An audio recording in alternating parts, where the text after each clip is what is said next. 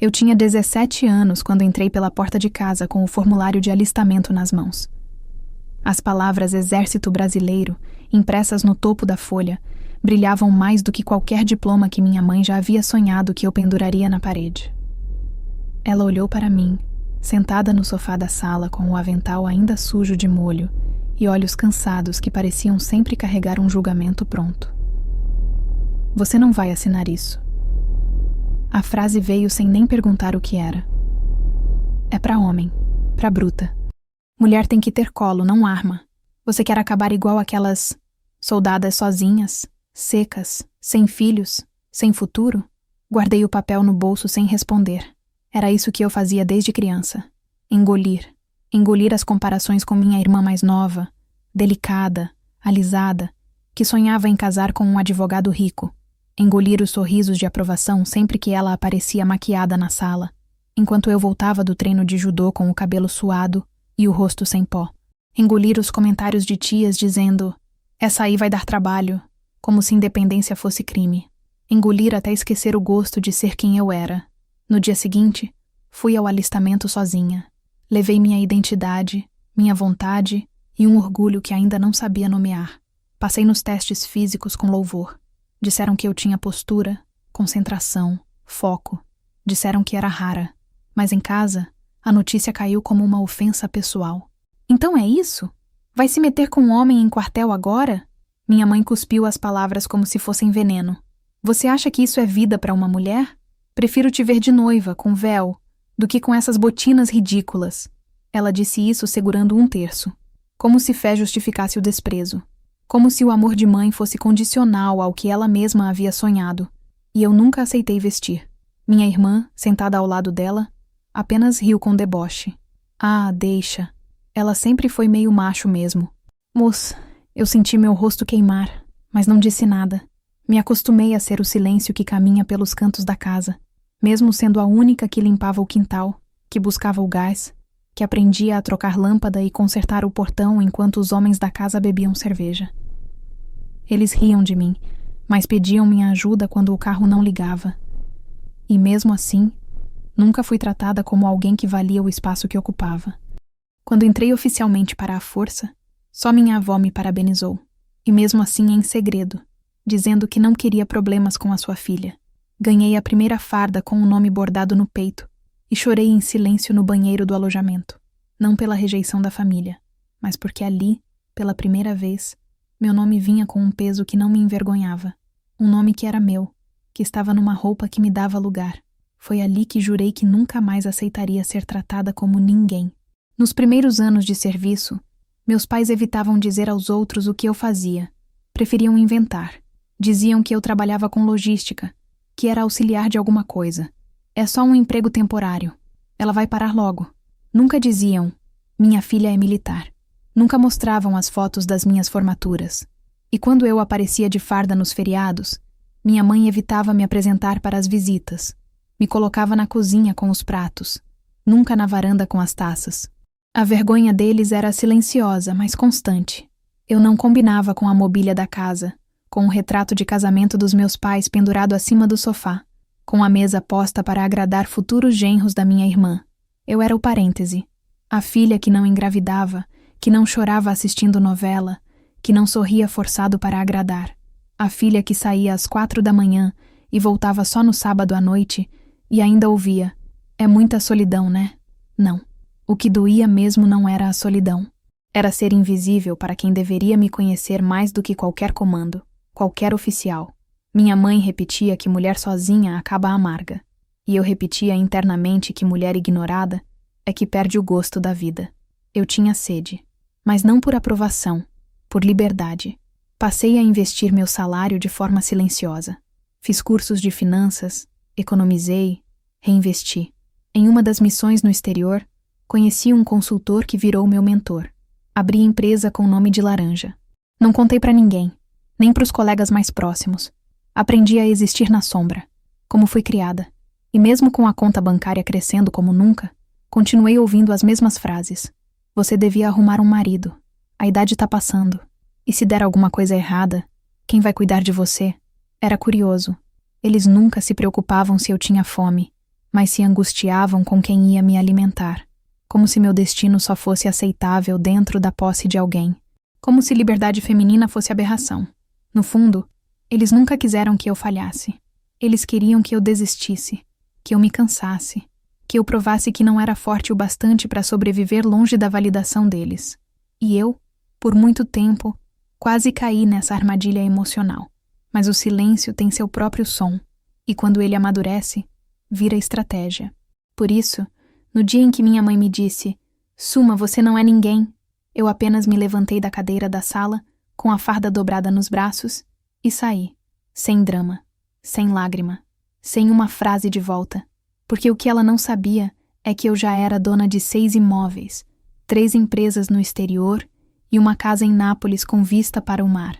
A única coisa que eu ainda não tinha era o silêncio dela, mas isso também chegaria. E assim começa a minha história, não de vingança, mas de clareza. A primeira vez que ouvi a palavra herança, eu ainda estava no ensino fundamental.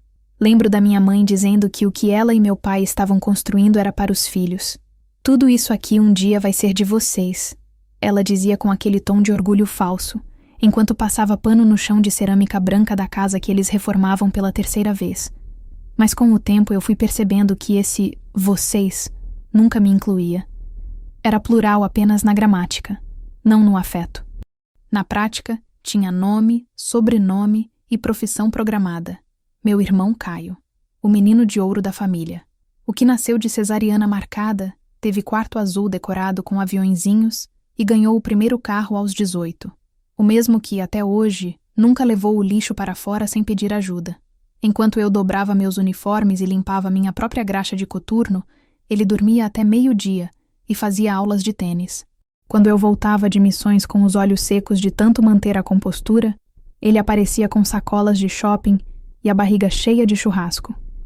A disparidade nunca foi segredo. Apenas foi sendo empurrada para debaixo do tapete com frases como "ele é mais sensível" ou "homem é diferente, filha". Eu cresci ouvindo isso, como se minha força fosse uma falha de fabricação, e não uma resposta natural ao que o mundo me exigia. Aos 32 anos, após meu 2º curso no exterior, voltei ao Brasil para uma breve pausa entre transferências. Usei minhas milhas para visitar a família, comprei presentes e cheguei com flores para minha mãe. Ela recebeu o buquê com frieza, dizendo que era bonito, mas dava trabalho de manter. Eu entendi aquilo como uma metáfora não intencional sobre mim. Eu também era bonito de ver de longe, mas incômodo de manter por perto. Passei 3 dias na casa deles, dormindo no mesmo sofá de solteiro que usei na adolescência. Caio, agora advogado, recém-formado graças à ajuda financeira da família, ocupava 2 quartos no andar de cima, um deles só para seus livros. Meu pai dizia que ele precisava de silêncio para estudar. Numa tarde abafada, enquanto eu lavava a louça sozinho, ouvi sem querer uma conversa entre minha mãe e uma prima distante que havia vindo visitar. Estavam sentadas na varanda, tomando café com leite. "Não precisa se preocupar com a Cecília", ela dizia em voz baixa, mas não o suficiente para escapar da acústica do azulejo. "Ela é independente, ganha bem, não precisa de ajuda. A casa vai ficar pro Caio mesmo. Ele sim precisa de segurança. Ele tem uma carreira delicada, com altos e baixos." Eu congelei com o prato na mão. Tive que controlar a respiração para não deixar a raiva sair pelos poros. E mesmo assim, continuei esfregando aquele prato como se fosse a única coisa que me mantinha no lugar. Foi ali que tive certeza. Eu havia sido apagada do testamento da minha própria família. E o pior, não era por necessidade, era por escolha. Deliberada, fria, calculada. Naquela noite confirmei o que já intuía. Meu pai, depois de umas doses a mais, deixou escapar durante o jantar que estavam resolvendo as coisas do futuro, com o advogado da família, coincidentemente, o chefe do Caio. "Você nem precisa se preocupar com isso, Cecília", ele disse enquanto enchia o copo. "Você é militar, tem o seu. A gente sabe que você não vai depender de ninguém." Eu apenas assenti, com um nó na garganta que descia como chumbo, porque eu sabia que por trás daquela frase havia algo pior do que rejeição. Havia a certeza de que minha lealdade à farda havia me tornado, aos olhos deles, menos filha.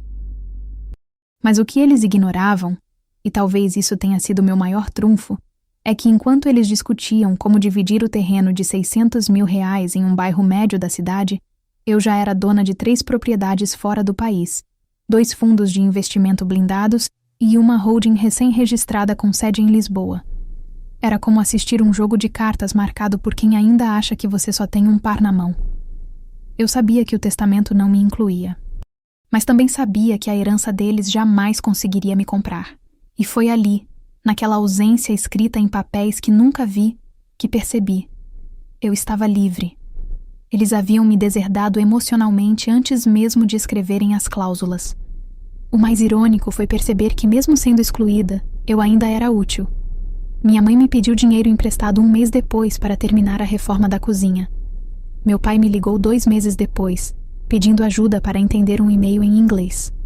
E Caio mandou mensagem dizendo que precisava de uma consultoria sobre como lidar com autoridades internacionais num processo jurídico. Eu ajudei, com a mesma frieza que me ensinaram, sem esperar gratidão, sem sequer lembrar que éramos sangue do mesmo sangue. Apenas respondi o necessário, com pontualidade militar, porque ali eu já havia entendido que, às vezes, o verdadeiro poder está em você saber o quanto não precisa provar mais nada. Na época, eu já estava finalizando a aquisição da mansão em Nápoles, um imóvel que vinha namorando havia meses. A propriedade era discreta por fora, exuberante por dentro, como eu. Quando assinei os papéis e transferi o pagamento integral, nem tremi. Era meu presente silencioso para uma mulher que havia sido rejeitada pela própria família por não caber no vestido de noiva dos sonhos da mãe. A mulher que tinha sido diminuída, comparada, ignorada. A mulher que, mesmo sem herança, havia aprendido a herdar de si mesma tudo o que os outros nunca lhe dariam: segurança, estabilidade, respeito e território. Dias depois, a mãe do meu cunhado, a mesma que me chamava de menina brava, comentou em um almoço familiar que Caio seria o único herdeiro do império dos meus pais. A palavra me fez rir por dentro. Império? Um sobrado financiado? Um carro parcelado e 2 contas conjuntas que viviam no cheque especial? Enquanto isso, minha holding já acumulava lucros mensais de 6 dígitos em euros, e meu nome constava em reuniões com investidores internacionais. Mas eu continuei calada, porque se tem uma coisa que o silêncio sabe fazer melhor do que qualquer discurso, é fermentar. E um dia, o cheiro chega. No fundo, o testamento que eles fizeram nunca foi sobre dinheiro, foi sobre validação. Eles sempre quiseram que eu aceitasse que não fazia parte do que construíram. O mais curioso é que eles estavam certos. Eu realmente não fazia parte daquilo, da mentalidade, da hipocrisia, da pobreza emocional. Eles me excluíram de um legado que eu nunca quis, e isso foi o maior favor que me fizeram. Me libertaram da necessidade de pertencer a um lugar que me via como ameaça. Me afastaram para que eu pudesse voar mais alto, com menos peso. E foi exatamente isso que fiz. Vou te contar sobre o dia em que recebi o convite para o casamento da minha irmã, e a parte onde meu nome não estava em nenhuma lista. Mas antes disso, eu já estava morando em Nápoles, com vista para o mar, e sem ninguém para me dizer que eu era ninguém. Quando minha mãe me tirou do testamento e me entregou o papel da rejeição formal, ela achava que estava me punindo. Quando me mandou sair de casa aos 21 anos dizendo que quem veste farda não volta para a mesa de jantar, ela acreditava que tinha vencido. O que ela não sabia, e talvez nunca saberia, era que me colocar para fora daquele mundo pequeno foi a maior libertação que ela poderia ter me dado. Foi assim que eu comecei a aprender a desaparecer. Não como fuga, mas como estratégia. Sumir da narrativa deles era a única maneira de escrever a minha. A primeira vez que me despedi de alguém sem dizer que ia embarcar numa missão de risco, eu entendi que minha vida seria feita de silêncios. Eu saía pelas portas dos fundos, com uma mochila simples nas costas, os cabelos presos num coque apertado, a cara lavada e um código de autorização dobrado no bolso interno da jaqueta. Eram sempre lugares que minha família não conseguiria localizar num mapa, países com nomes que eles não sabiam pronunciar, idiomas que nunca se importaram em aprender. E enquanto eu me colocava entre helicópteros, desertos e zonas de tensão, eles ainda discutiam o sabor do bolo de casamento da minha irmã. As prioridades nunca foram as mesmas.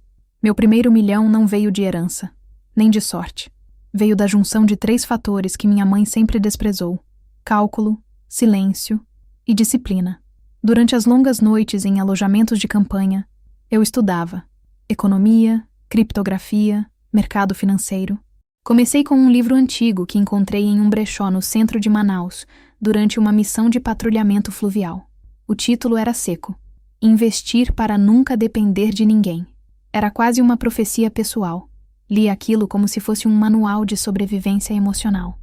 Depois vieram os cursos online, as mentorias discretas, os aplicativos com investimentos fracionados. Enquanto meus colegas compravam celulares novos com o soldo, eu comprava frações de ações internacionais. Meu segundo curso no exterior foi disfarçado de especialização técnica, mas na prática era um programa avançado de inteligência tática. Lá, entre uma simulação de resgate e outra, conheci Helena, uma coronel aposentada do exército italiano, que se tornaria minha mentora informal. Foi ela quem me apresentou a ideia de criar uma holding. Pessoas como você precisam ter uma estrutura de sombra. Quando você for vista, já deve estar inalcançável. Anotei isso no caderno de campo e levei comigo. Voltei para o Brasil com menos peso emocional e mais carga patrimonial. Abri minha primeira empresa com nome neutro, endereço internacional e administração digital. Tinha uma pequena equipe de confiança que nunca soube meu rosto, apenas minha assinatura eletrônica. Comecei a investir em imóveis, ativos digitais e logística internacional. Tudo pequeno, tudo fragmentado, mas tudo crescendo, de forma constante, sólida, invisível. Aos 34 anos, já tinha acumulado mais de 60 milhões em ativos líquidos. E o mais impressionante, ninguém sabia. Meus pais ainda me ligavam para pedir uma ajudinha no IPTU da casa. Meu irmão ainda debochava das minhas botas engraxadas em festas de família. E minha irmã, que vendia semijoias em redes sociais, me olhava com pena sempre que me via sem maquiagem. Você devia tentar se cuidar mais, ser mais feminina, ela dizia, com um tom de quem entrega caridade. Eu apenas sorria, porque ali estava meu disfarce perfeito, a invisibilidade. Eles acreditavam tanto na narrativa de que eu era a estranha da família, que nem imaginavam o que havia por trás do silêncio. Eu era a única que sabia das ligações com o Banco Europeu, dos códigos de acesso a 3 cofres em cidades diferentes, do imóvel na costa amalfitana, comprado em nome de uma empresa que era dona de outra empresa, que por sua vez era controlada por mim. O mundo que eu construía era do tamanho da ausência que eles criaram. E agora eu entendia. Era preciso ser apagada, para entender como brilhar sem plateia. A solidão que minha mãe tanto temia que eu sentisse, tornou-se minha força. Era na ausência de laços frágeis que eu descobri a minha potência. Quando voltei de uma missão particularmente tensa na fronteira norte, recebi um diagnóstico médico: estafa severa. O médico olhou para mim com certo receio ao dizer que talvez fosse hora de parar, desacelerar. Mas eu sabia que não era cansaço. Era saturação. Não do trabalho, mas da necessidade constante de provar que eu merecia espaço. E foi ali que decidi. Eu não precisava mais da farda para me sentir reconhecida. Eu podia me retirar com honra e usar tudo o que aprendi em silêncio para viver a vida que eles jamais imaginaram que eu teria. Foi assim que a ideia de Nápoles surgiu com mais clareza. Eu já havia comprado a mansão há mais de 1 ano, mas nunca tinha pisado lá. Era uma aquisição emocional, simbólica, como uma carta guardada para um momento específico. A casa ficava num alto, com vista direta para o mar Tirreno. Uma varanda em L contornava a estrutura principal, e o som das ondas preenchia o ar com uma constância que lembrava batimentos cardíacos em paz. Tudo ali era branco, azul e pedra. Simples e grandioso. Como eu queria ser vista. Como eu sabia que jamais seria pela minha mãe. Quando comecei a preparar a mudança, não contei a ninguém. Não postei nada. Apenas encerrei as pendências legais, agendei a transferência de algumas estruturas da holding e mandei meu último e-mail para o comandante com o título Desmobilização Voluntária. Ele respondeu poucas horas depois: Você fez mais por este país do que muitas que aparecem em estátua. Respeito sua escolha. Volte quando quiser. As portas estarão sempre abertas. Eu chorei pela primeira vez em muito tempo. Não pela despedida, mas porque alguém, finalmente, havia reconhecido o que eu fiz, sem precisar me humilhar para isso. Em silêncio, mandei reformar o quarto de hóspedes da mansão de Nápoles, um espaço que pensei um dia oferecer à minha avó, se ela quisesse conhecer a Itália. Comprei livros em português, organizei a cozinha com panelas de ferro como ela gostava, mandei instalar uma rede na varanda. Mas no fundo, eu sabia que ela nunca viria. Ela já estava fraca, mas era minha forma de dizer: alguém da minha família ainda mora em mim. E foi então, pouco depois da minha instalação definitiva, que o convite para o casamento da minha irmã chegou. Ou melhor, chegou para todos, menos para mim. O convite para o casamento da minha irmã chegou numa quarta-feira à noite. Não veio com meu nome. Não veio com o endereço completo. Veio numa foto de grupo no WhatsApp da família, acompanhada por corações e emojis de taça. Contamos com todos vocês, ela escreveu. Todos. Um plural generoso, como sempre foi. Mas quando perguntei, apenas por formalidade, se havia uma mesa reservada para mim, minha mãe digitou com frieza cirúrgica: não temos confirmação da sua presença. Imaginei que você estivesse fora do país, ou em alguma dessas suas funções. Aquelas reticências tinham mais veneno do que qualquer ponto final. Na verdade, eu já estava instalada na mansão de Nápoles há 20 dias. Tinha redecorado o escritório, alinhado os relatórios com meu gestor internacional e fechado 2 novos investimentos em parceria com uma multinacional alemã. Todos os dias, caminhava na praia ao amanhecer, com os pés descalços, observando o horizonte como se procurasse nele uma resposta que nunca vinha. Era um silêncio bom, merecido. Mas aquele convite, ou melhor, aquela ausência formal, ainda ecoava no fundo da mente, como um lembrete de que mesmo com tudo o que conquistei, ainda havia feridas que não cicatrizavam com euros nem com vistas para o mar. O casamento seria em uma fazenda de eventos no interior de São Paulo. Minha mãe postou uma sequência de fotos da decoração na véspera. Castiçais dourados, flores brancas, taças alinhadas. Tudo impecável. Tudo escolhido para parecer nobre. A legenda dizia: tudo feito com muito amor e merecimento. Merecimento. Essa palavra me queimou a garganta, porque se tinha alguém naquela família que sabia o peso do merecimento era eu. E ainda assim, eles seguiam me tratando como se eu fosse uma cicatriz que preferem cobrir com maquiagem. Foi então que decidi ir. Sem confirmar, sem anunciar. Comprei uma passagem em voo comercial, classe executiva, sem bagagem. Levei apenas uma pasta com documentos e uma pequena mala de mão. Embarquei no silêncio, desembarquei no escuro e aluguei um carro preto, discreto, que me esperava com o motorista já orientado. Na manhã do casamento, vesti um conjunto social azul escuro, sem farda, mas com a postura que ela me ensinou. Cabelos presos num coque firme, sapatos baixos, rosto limpo. Parecia invisível, mas não era. Eu era o tipo de mulher que ninguém nota, até que precise olhar 2 vezes. Cheguei no portão da fazenda no horário exato da cerimônia. O segurança hesitou ao ver meu nome na ponta da língua. Não temos seu nome na lista, senhora. Eu apenas sorri. Não estou aqui para sentar. Estou aqui para assistir. Ele conferiu algo no rádio e me deixou passar. Não sei o que ouviu. Talvez nada. Talvez tenha apenas sentido que meu silêncio tinha peso. E peso, às vezes, é mais convincente que gritos.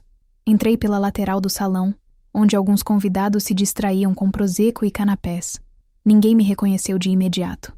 Talvez pelo corte de cabelo, talvez pelo tempo, talvez porque todos os olhos estavam voltados para a passarela principal, onde minha irmã se preparava para entrar de braços dados com meu pai. Uma trilha instrumental tocava ao fundo. Um coral infantil cantava palavras doces. E então, lá estavam eles, todos. A família que me excluiu, reunida, sorrindo, aplaudindo, comemorando.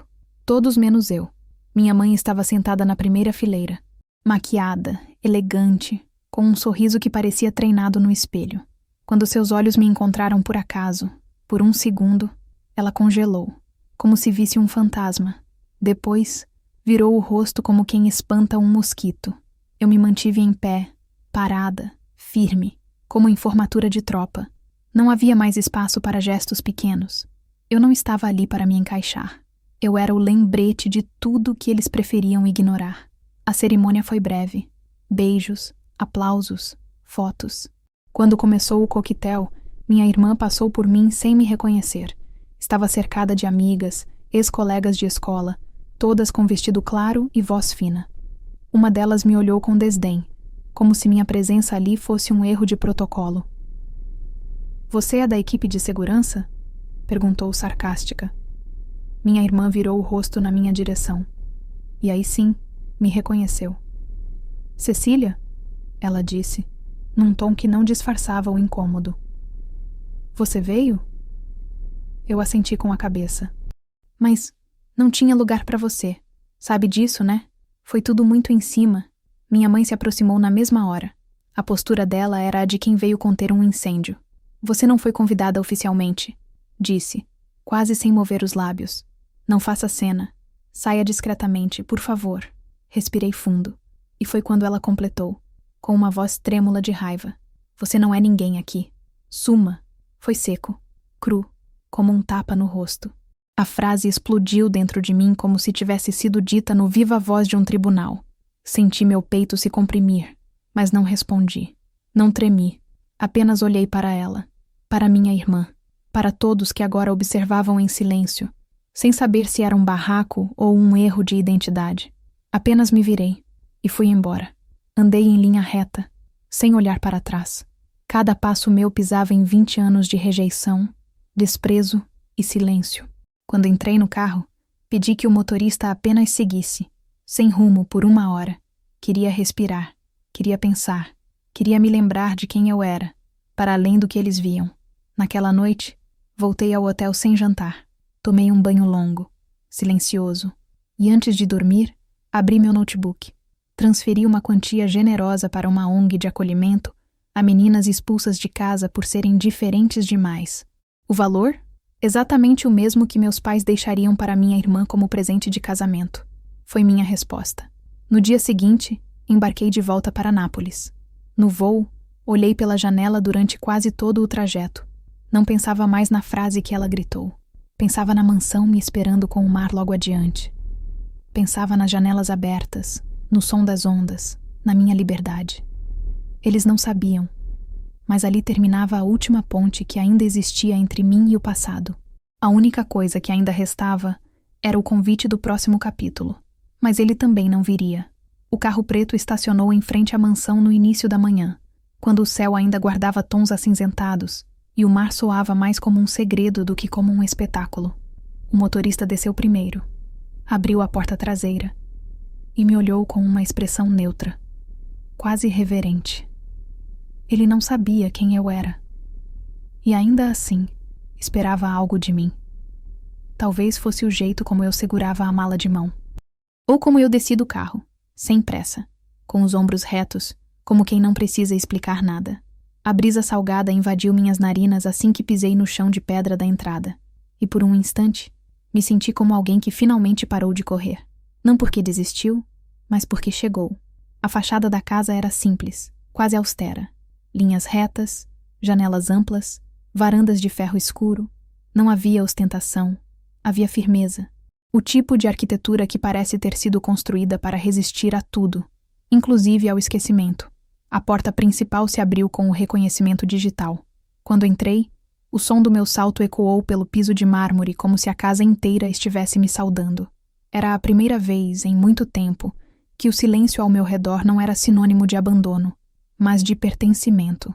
Não havia flores, não havia sorrisos, não havia bilhetes de boas-vindas com letras delicadas. Só havia eu.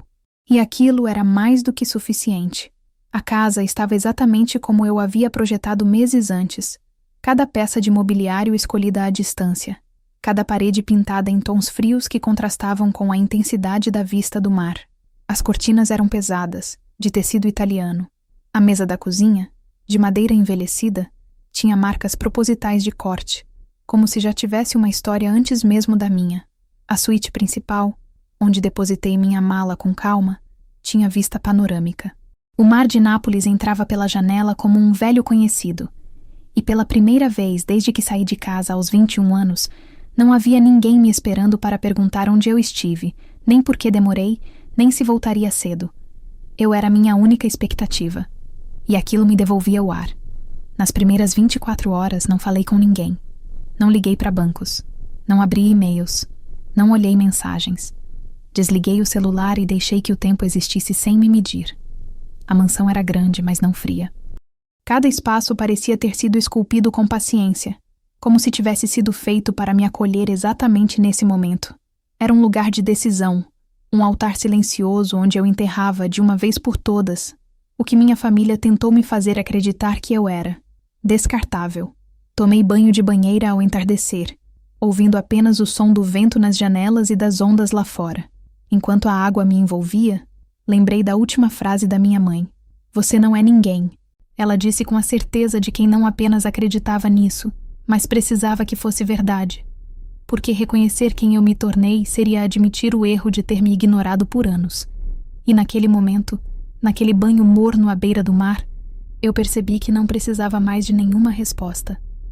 A ausência era a confissão mais alta que ela poderia oferecer. Na manhã seguinte, vesti um robe cinza, amarrei o cabelo e desci descalça até a varanda leste.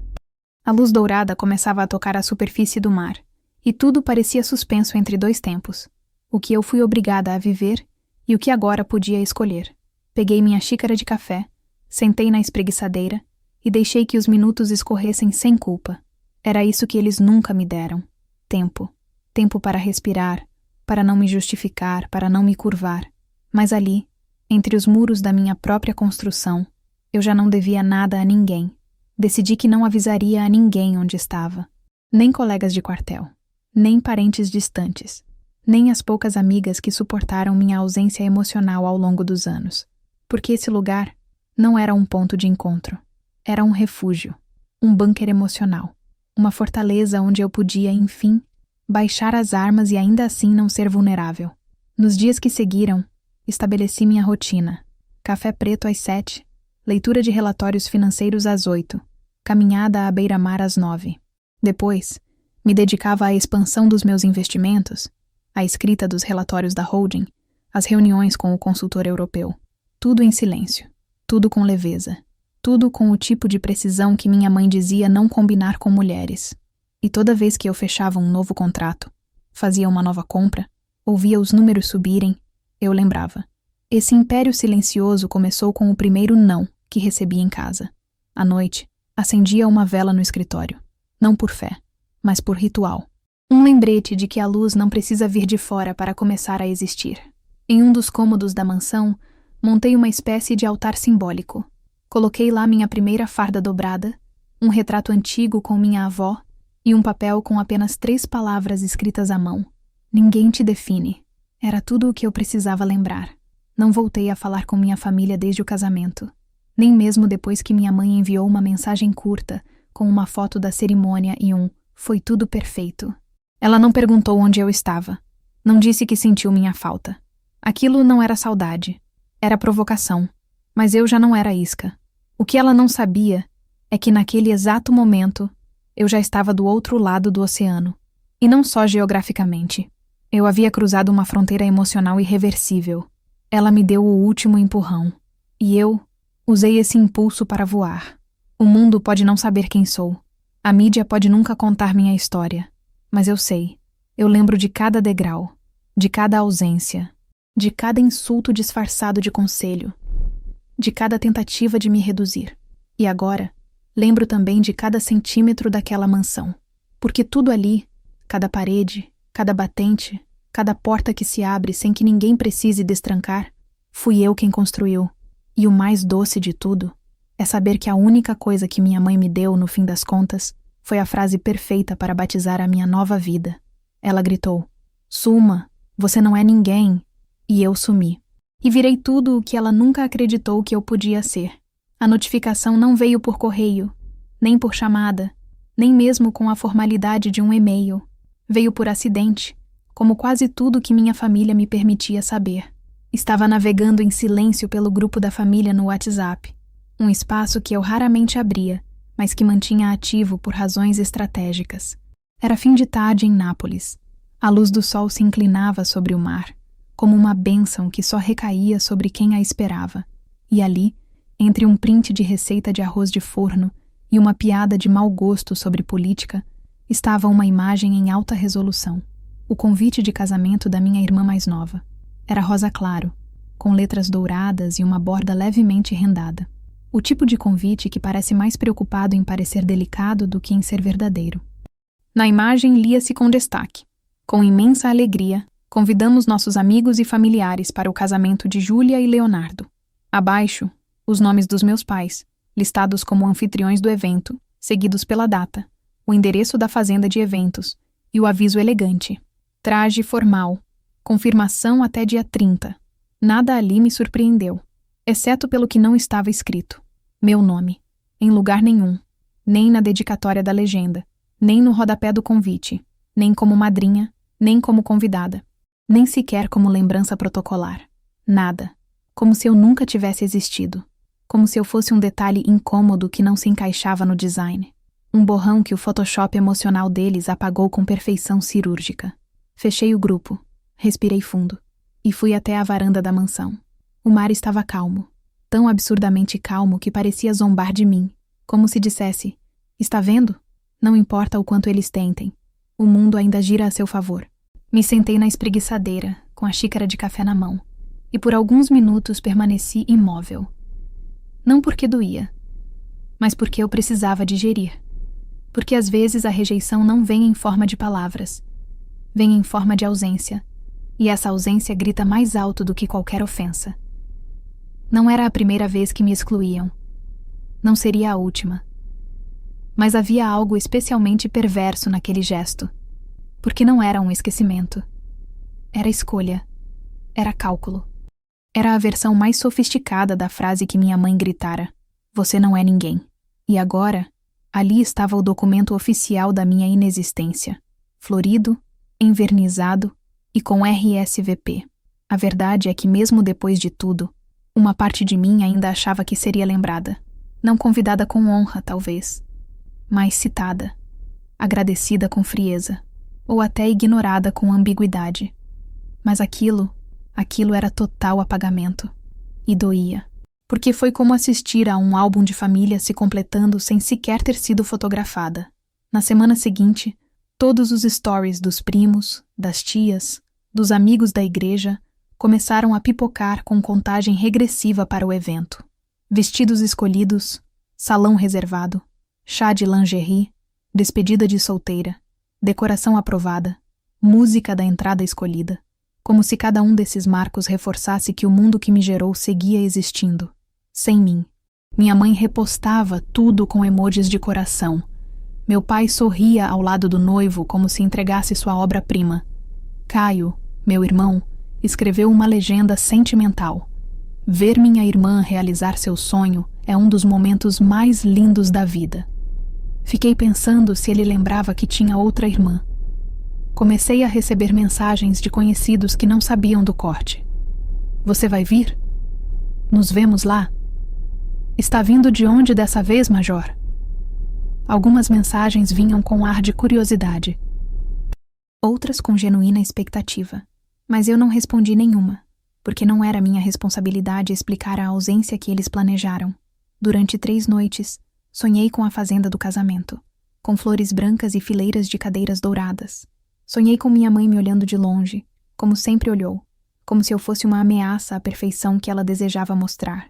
No quarto sonho, acordei suando, e compreendi o que meu corpo já sabia.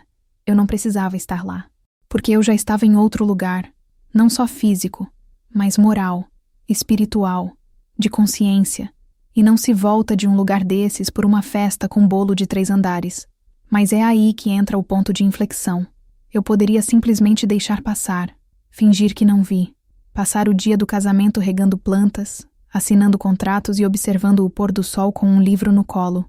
Mas algo dentro de mim sussurrava, não vingança, mas posicionamento, algo simbólico, algo que não fosse invasivo, nem cruel, mas que existisse, que fizesse o mundo lembrar. Eu estava viva, presente e inteira. Foi nesse instante que comecei a planejar, sem ressentimento, sem pressa, apenas com estratégia. O tipo de estratégia que aprendi em missões que não apareciam nos relatórios oficiais. O tipo de cálculo que faz parte de quem precisa observar primeiro para agir depois. Liguei para uma antiga colega de serviço que hoje trabalha com o Ministério da Defesa. Nada muito complexo. Apenas um pedido. Uma informação discreta. Ela entendeu com meia frase. E 3 dias depois, uma nova ideia nascia. Não para me vingar, mas para redirecionar a narrativa. Não queria aplauso. Queria existência. Queria ser a vírgula entre o que eles acreditavam que sabiam e o que jamais entenderiam. Não me preparei com vestido. Não fiz escova no cabelo. Não comprei presente. Não pedi inclusão de última hora. Eu apenas ajustei minha respiração. Reforcei minha postura. E preparei minha chegada como se fosse uma entrada silenciosa num território hostil. Mas agora, com uma diferença. Eu não era mais soldado. Era comandante. E o restante aconteceu exatamente como deveria acontecer. A passagem não foi comprada com o nome que todos conheciam. Não usava mais o sobrenome que herdara de um pai ausente, nem tampouco o apelido zombeteiro que minha irmã me dera aos 12 anos. A mula de coturno. A passagem foi emitida em meu nome completo de registro oficial, acompanhado do grau de patente e do número de segurança que poucos têm permissão para acessar. Um nome que não combinava com a imagem que minha família fazia de mim. Um nome que carrega mais do que memória. Carrega estado, responsabilidade, ordem, silêncio e decisão. O trajeto começou no fim da noite anterior ao casamento. Deixei minha mansão em Nápoles com uma bolsa leve, a roupa do corpo e um envelope lacrado. Nada de vestidos, saltos ou maquiagem. Minha farda era civil, discreta, mas o corte impecável e a postura não deixavam dúvidas. Eu não era uma convidada qualquer. Em vez do aeroporto, fui direto ao hangar particular de Capodichino.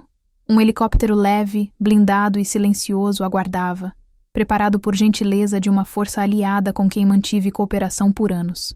Eu poderia ter ido de carro, de táxi, até de bicicleta, mas não era sobre ostentação, era sobre presença, sobre o que significa chegar, não para aparecer, mas para existir. Enquanto sobrevoávamos o mar Tirreno, o sol começava a nascer. As luzes da cidade ainda pisavam lentamente no ritmo de uma manhã preguiçosa, mas meu pulso estava firme, como se cada batida fosse um ensaio de dignidade. Embaixo de mim, a costa italiana se estendia como um mapa aberto, mas na minha mente só existia um destino, aquela fazenda em Minas Gerais, no alto do vale onde minha família sempre fingiu que pertencia a algo maior que os outros. O mesmo lugar onde tantas vezes me mandaram calar, onde me disseram para não comer tanto porque militar gasta energia à toa, onde me fizeram posar atrás das primas para não estragar a estética da foto. E era para lá que eu voltava. Não para ser aceita, mas para colocar um espelho diante deles. Um espelho onde finalmente veriam quem sempre esteve invisível. Cheguei ao espaço aéreo brasileiro pouco antes do meio-dia. A aproximação foi combinada com um piloto de confiança, o mesmo que voou comigo em 3 missões de resgate na selva amazônica, anos atrás. Ele conhecia minha história. Sabia onde terminavam minhas palavras e começavam meus gestos. Quando pedi que mantivesse silêncio total nas comunicações até o último minuto, ele apenas assentiu. Não precisava de explicações. Companheiros de guerra entendem códigos sem precisar de dicionário. Sobrevoamos a fazenda a cerca de 300 metros de altura. Vi as tendas brancas montadas com simetria milimétrica, as mesas com arranjos de flores claras, o corredor de pétalas que se estendia em curva até o altar improvisado. Carros de luxo estacionados ao redor, um drone flutuando preguiçoso no ar. Tudo como imaginado, tudo cuidadosamente ensaiado para parecer um conto de fadas, até que o som dos motores começou a rasgar o céu. A princípio, ninguém entendeu. Alguns olharam para cima com desconfiança. Outros riram, achando que era alguma surpresa contratada pelo noivo. Minha mãe, elegante no centro da cena, levou a mão à testa para proteger os olhos. Me pergunto se o coração dela teve tempo de associar aquele som ao silêncio que eu carregava. Quando a aeronave começou a descer em espiral lenta, com o vento sacudindo os cabelos e vestidos da plateia, os primeiros convidados se afastaram, assustados. Uma das madrinhas tropeçou na barra do próprio vestido. As pétalas começaram a voar em direções aleatórias. E o drone caiu. O helicóptero pousou com precisão a poucos metros do lago artificial. As pás continuaram girando por mais alguns segundos, até que tudo cessou. Um silêncio tenso, quase litúrgico, tomou conta do local. Quando a porta se abriu, o mundo pareceu conter o ar. Um dos músicos abaixou o violino. O pai do noivo segurou a taça de espumante sem saber se devia brindar ou fugir, e foi então que desci.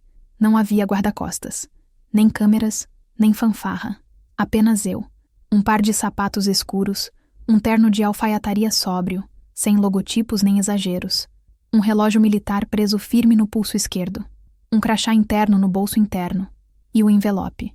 Caminhei lentamente pelo corredor de pedras. Ninguém se mexia.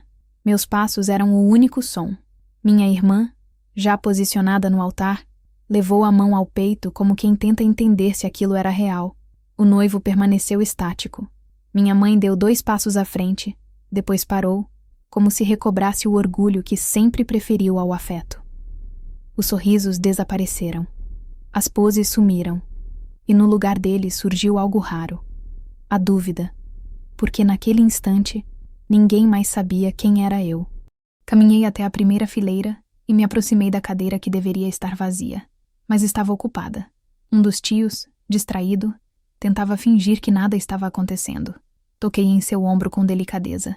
Ele se virou, viu meu rosto e se levantou em silêncio.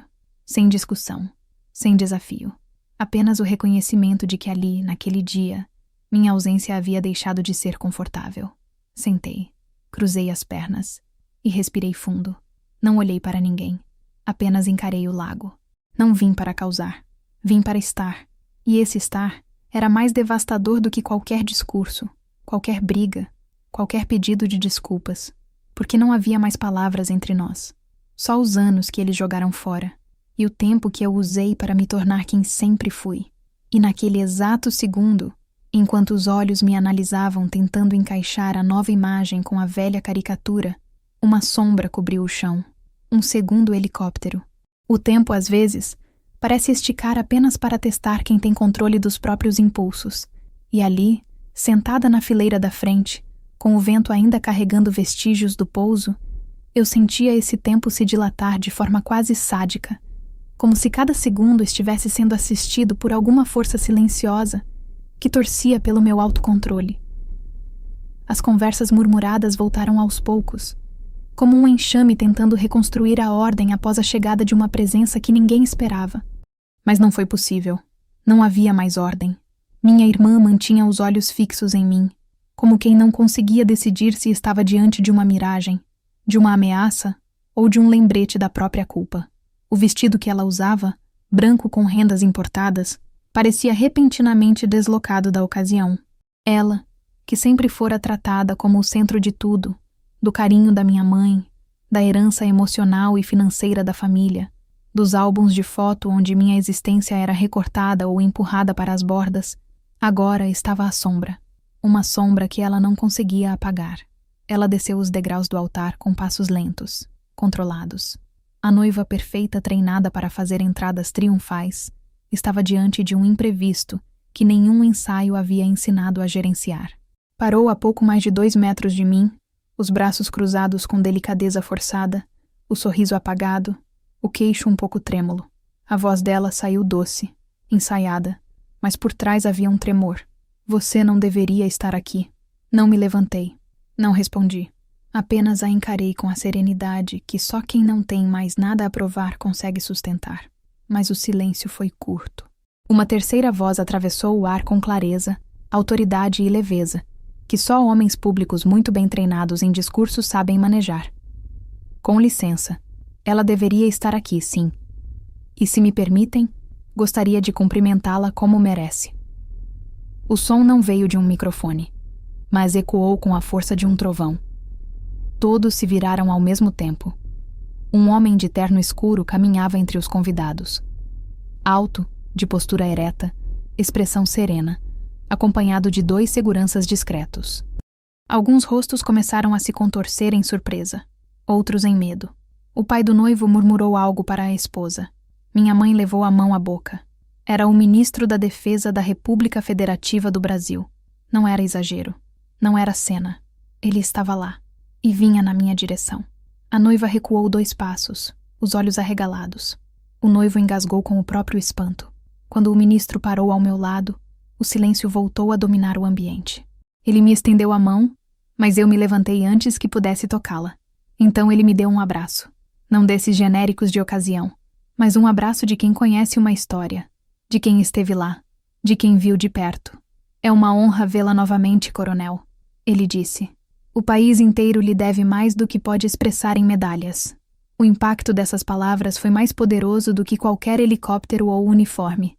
O título, coronel, dito diante de todos, de forma oficial, pública, inequívoca.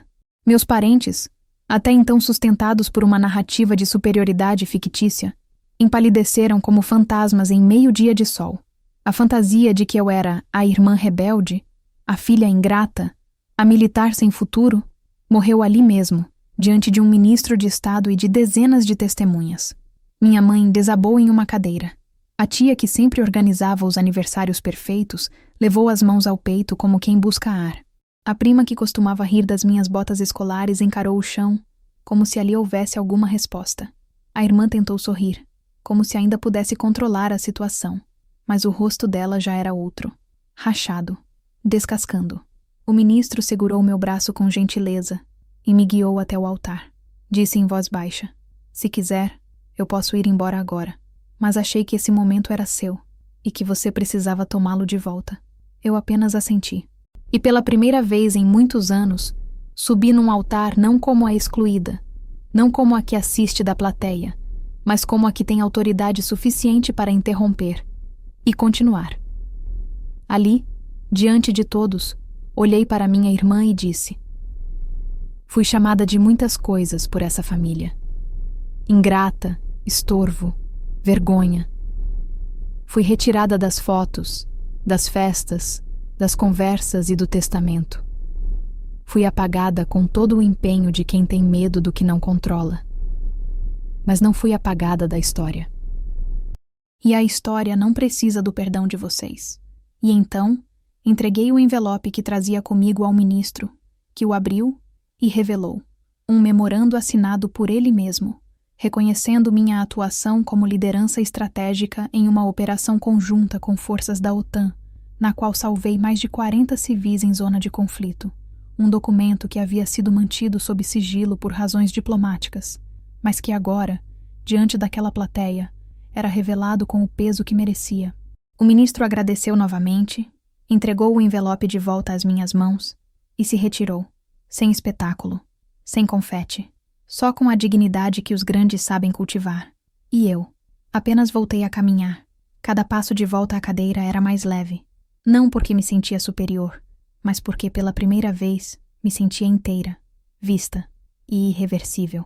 No caminho, passei por minha mãe. Ela me olhou com olhos marejados, murmurou algo, um pedido talvez, uma desculpa tardia. Mas eu apenas toquei levemente no ombro dela e disse: "Não precisa se levantar. Já estou de saída." Há silêncios que pesam mais que 1000 gritos, e aquele que tomou conta do salão após minha última frase não podia ser medido em decibéis. Era um silêncio denso, palpável, como se o ar tivesse sido trocado por concreto. As pessoas não sabiam se voltavam a sorrir, se retomavam os brindes, ou se fingiam que nada havia acontecido. Mas já era tarde, porque quando a verdade aparece, não há festa capaz de cobri-la com guardanapos dobrados.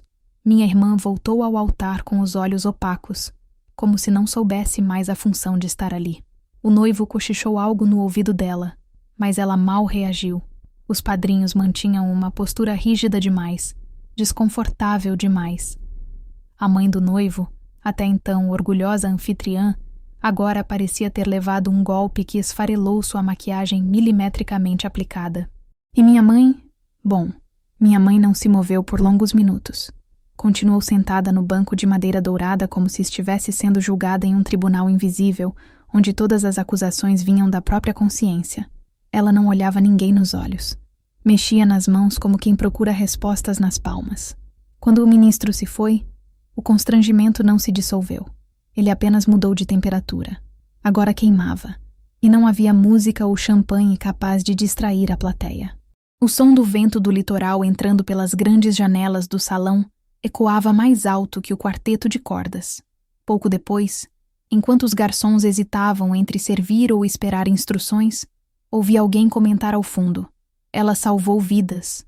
E a mãe dela nunca contou isso a ninguém?" Essa frase se espalhou como pólvora. Em segundos, O burburinho virou onda. Casais se entreolhavam. Alguns convidados pegaram o celular discretamente e começaram a buscar meu nome no Google. E encontraram.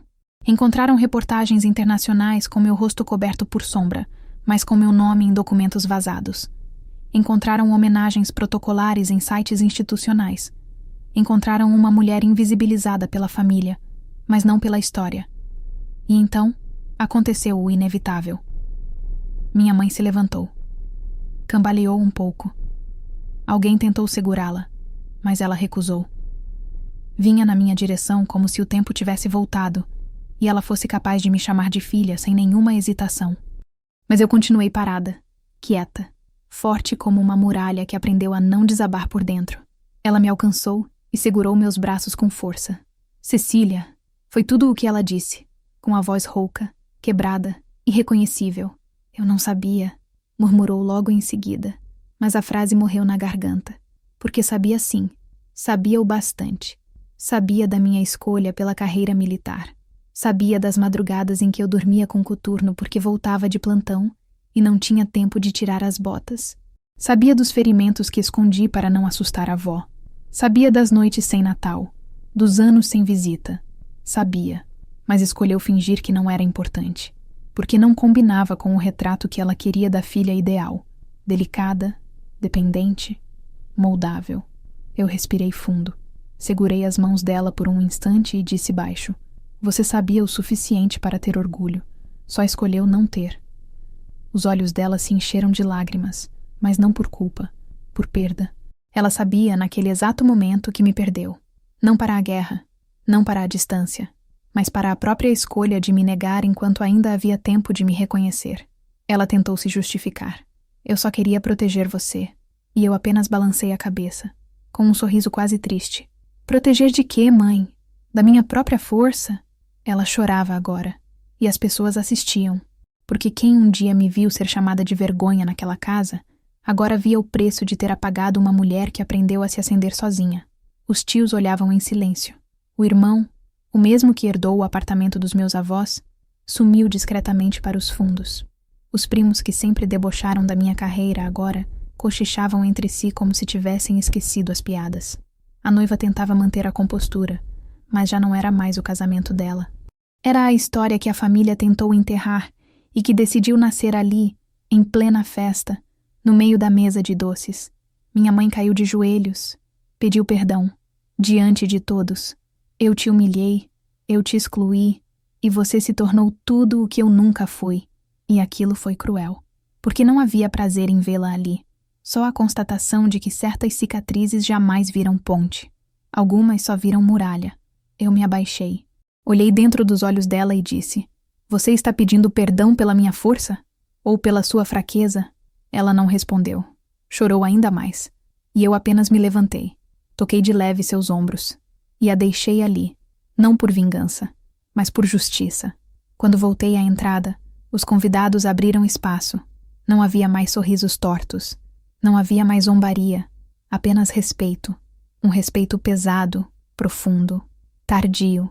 E no meu bolso, junto ao batom que não cheguei a usar, carregava o último bilhete que escreveria naquela casa. Não houve música quando saí. Não houve palmas, abraços, nem despedidas formais. O salão, antes ruidoso, pulsante de ostentação e vaidade, agora parecia o fim de uma peça em que ninguém sabia se deveria aplaudir ou abaixar a cabeça. O bolo permaneceu intacto. Os balões perderam o brilho sob o peso do silêncio. E minha família, ou o que restava dela, não era mais um núcleo em torno de uma mesa, mas apenas fragmentos de gente sentada ao acaso, perdida entre pratos, lembranças e arrependimentos. Na última mesa, perto da estação do buffet, deixei um envelope simples, branco, discreto, sem fita nem ornamento. Nada ali dizia reconciliação. Não era um gesto de ternura, mas de encerramento, como quem entrega um relatório final, um dossiê emocional. Eu sabia que alguém encontraria. Talvez minha mãe, talvez a noiva, talvez nenhum deles. Mas o que estava escrito ali não era para consolar. Era para ser entendido. Ou não. O conteúdo dizia apenas: "Não preciso que me aceitem. Já tenho um país que me respeita." Era verdade. O Brasil me conhecia melhor do que minha família. A nação viu em mim o que minha mãe jamais quis enxergar. Me viu em formações, em missões, em crises internacionais. Me viu nas entrelinhas dos jornais, nos bastidores das decisões que nunca cheguei a comentar com ninguém. Me viu entre tiros, entre negociações diplomáticas, entre helicópteros e trincheiras invisíveis. O país soube me reconhecer com fardas que minha família escondeu no fundo de armários como se fossem vergonha. Mas agora não era mais segredo. Voltei a Nápoles no mesmo dia. O carro blindado me esperava no heliporto privado. O piloto, discreto, cumprimentou-me como sempre, com um aceno que dizia mais do que qualquer palavra. Quando sobrevoamos a costa, vi o mar abrir caminho sob nós, e pensei que talvez fosse esse o símbolo que me definia. Não a filha invisível, não a irmã renegada, mas a mulher que soube traçar seu rumo mesmo quando a corrente empurrava para trás. Na chegada à mansão, meus cachorros vieram correndo pelo jardim. Os portões se abriram automaticamente, com aquele som suave que parece o início de um filme. E era isso, um novo filme, uma nova vida. A casa respirava liberdade. O mármore refletia a luz do entardecer, e o cheiro do Mediterrâneo entrava pelas janelas abertas, carregando o frescor de uma vida que ninguém mais poderia me tirar. Não chorei. Não havia o que lamentar. Aquela casa não era um prêmio. Era o reflexo da mulher que fui quando ninguém me aplaudia. O silêncio da família, as portas fechadas, os aniversários esquecidos, tudo isso foi combustível. Cada "você não é ninguém" virou degrau, e cada gesto de desdém virou motivação. Eu não venci por vingança. Venci porque sobreviver sem se apagar já era, por si só, um ato de resistência. Naquela noite, escrevi mais uma carta, mas não era para minha mãe. Era para mim, para a menina que um dia quis ser aceita, e que hoje entende que nem todo amor vem da mesma casa onde se nasce. Escrevi: "Você não é ninguém", foi o que ela disse. Mas você não apenas é alguém. Você se tornou tudo o que eles jamais imaginaram. E fez isso com honra, com silêncio e com farda limpa. Depois deixei a carta no cofre, junto das medalhas, dos documentos e da primeira farda dobrada que jamais foi vista em porta-retrato algum. Talvez um dia alguém encontre. Talvez não. Não importa. Porque meu legado já não precisa ser entendido por aqueles que me negaram. Ele é agora parte de uma história maior. A de uma mulher que soube calar com dignidade, andar com firmeza e se despedir com elegância. No dia seguinte, os jornais noticiaram o evento, não o casamento, mas a presença inusitada de uma oficial condecorada que surpreendeu a alta sociedade com uma aparição digna de chefe de Estado. Alguns influenciadores falaram em coragem, outros em justiça poética, mas ninguém conseguiu descrever completamente o que viram. Porque o que viram foi apenas a verdade, e ela não precisa ser explicada. Basta ser mostrada, e foi o que eu fiz.